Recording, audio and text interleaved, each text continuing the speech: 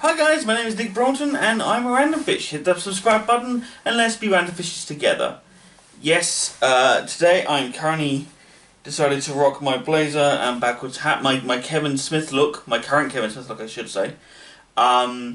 So I'm not, the reason why I'm doing this is for no particular reason apparently. But I was going over some ideas in my head and I wanted to talk about more British shows. And I realised that I don't want to do that right now. I wanted to focus on some other films, some less looked at Marvel films, I guess. And it's getting warm, so I'm just going to take this off just a second. I'm just going to talk normally to you guys. I've been watching a lot of Marvel movies, as we all have. Endgame being released has given us a lot of feelings, and has made us all start debating and trying to figure out what's next for the MCU.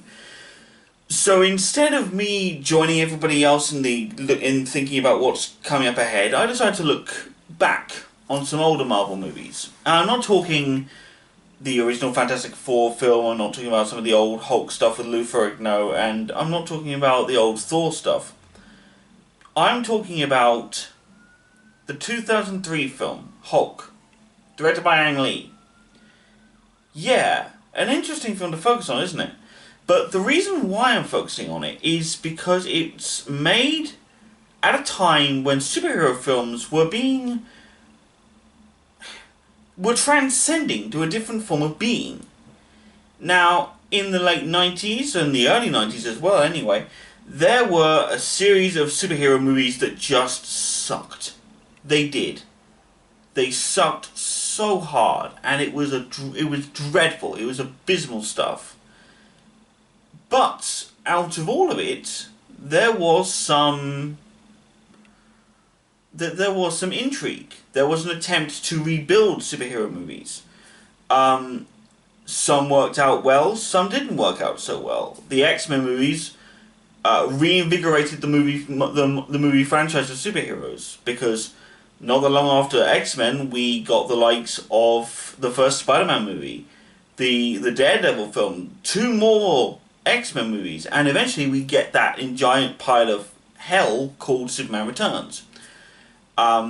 Which I may talk about another day. If you want to hear me rant about Superman Returns, please comment below, because this is actually going to be a nice video. But while X-Men focused on an attempted grittiness mixed with Matrix leather love, and Spider-Man, directed by Sam Raimi, was focusing on the comic booky style look and the mad scientist aspect and the all-around over-the-top superhero feel, Ang Lee decided to go down a different route with Hulk. And it's an angle that I don't think a lot of people really appreciate. The psychological angle. Now I get that people get annoyed at this when they go, I want to see a Hulk movie where Hulk just smashes everything, and why should there be this big psychological thriller? Because the reason why it works is that it is something that a lot of people just didn't know they wanted to see. And arguably, people didn't want to see. I, on the other hand, watched that movie, and I found certain bits very interesting, even at the age of 12, 13 years old. I thoroughly thought this film had some good ideas. The biggest one for me is that it delves deep into the aspect of Bruce Banner's psyche from before he became Hulk. He's hit by the gamma rays, when he gets angry he becomes the great green Goliath that smashes things and says Hulk smash. We get it. But this takes a look at his life beforehand and delves a bit further into what the story could potentially could be like. And one of the biggest things I see people criticizing Hulk for anyway, at least what I've seen online, is that it's really easy to figure out the plot very early. And yes, it is. But this is where I think something more interesting is brought from it. And it's the story that I think Ang Lee's idea anyway, or at least the writer's idea when they were making this, is that yes, it's obvious, but what you're watching is supposed to allow other people to realise it within the movie. A good mystery is not what this film was about, and it never was. It made it so obvious within the first 5-10 minutes of the film that you automatically knew very quickly what was going on, and anything else outside of that was a pointless endeavour to a lot of people. But the story is watching the other characters discover how things go, how things went for them. I think Eric Bana in this film playing Bruce is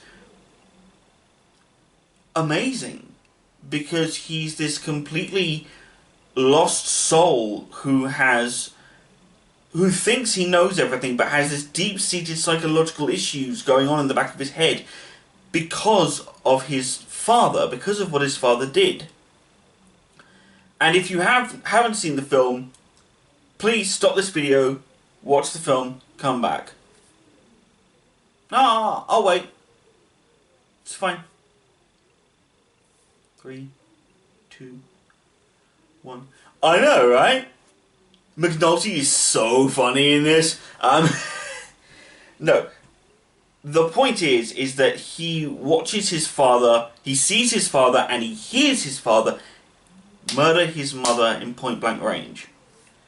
And that creates a deep-seated rage within him.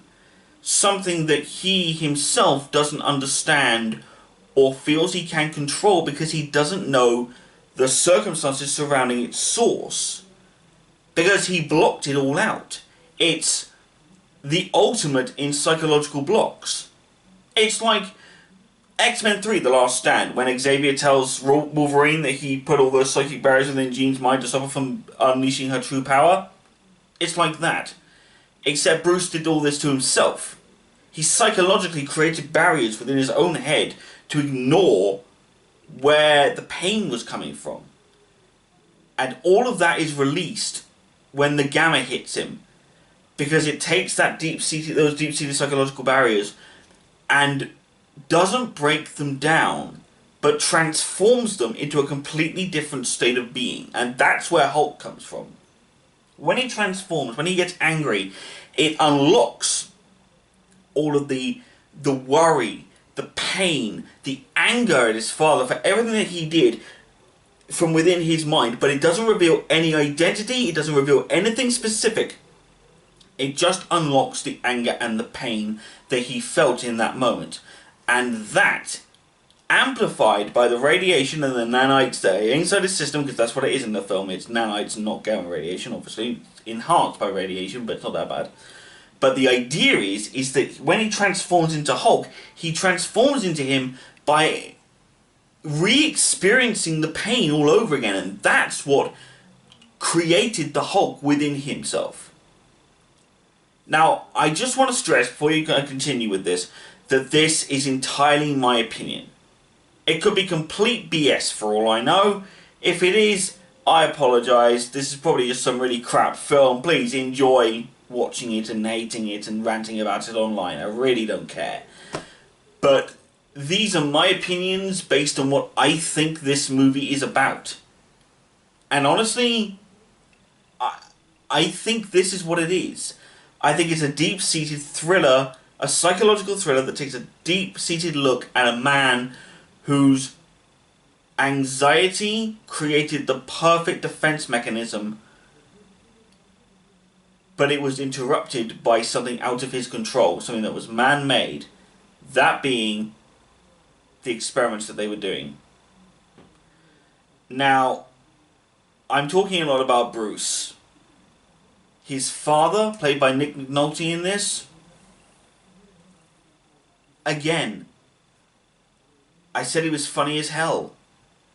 And he is, in a lot of ways. But he is a dangerously unbalanced man. Even to the point where it looks like you might have a little bit of sympathy for him. You just have to remember, he is insane. This is a guy who was locked up for years without even knowing about his son, whether or not he was alive or not, and has spent however many years tracking him down, realizes where he works, did all of his research, got in there as a janitor, all of that sort of thing. And the fact that he got to witness what his son became through that gamma radiation, I think was incredibly interesting. And I think him unlocking his own abilities by doing what he does in the film, where he literally eats the wires to the point where he gets electrified and he transforms, I think that's a bit of genius. But his character is a combination of deep-seated regret and pain and this frustration that he cannot get his work finished because of all these people that stand in his way because they think they're better than him. Now, I'm sorry, but if you cannot look me in the eye and tell me that that is not the basis for a fantastic villain, because I think it is. It is the basis for one of the most amazing villains you could possibly have.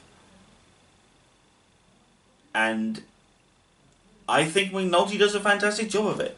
I really do. But I mean, here comes the next bit. Jennifer Connelly, she's in this. She plays Betty Ross.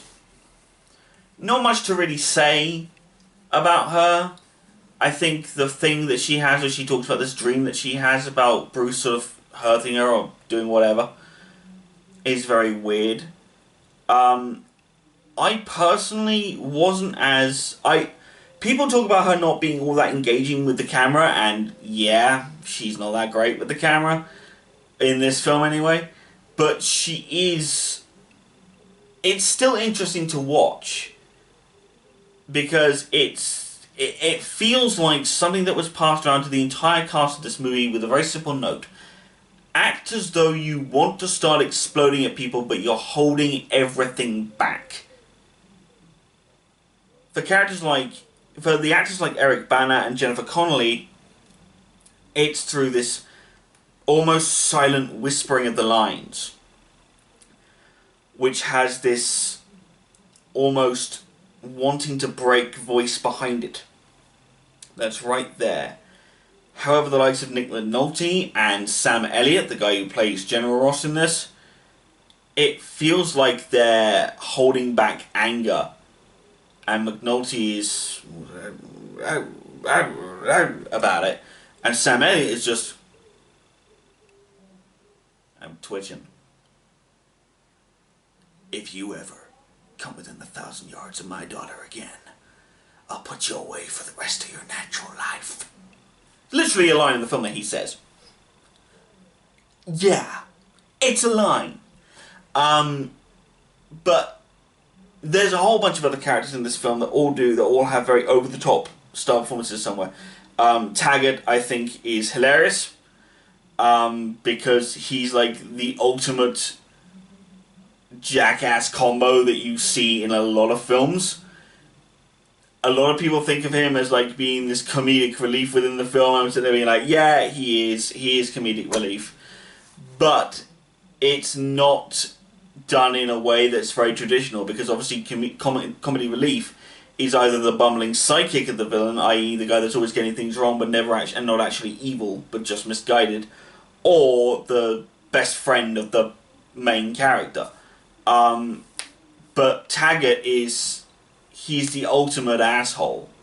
He's the embodiment of every guy that you've met at those jobs or in school who just sits and goes, the whole world can bow before me because I'm just that wonderful.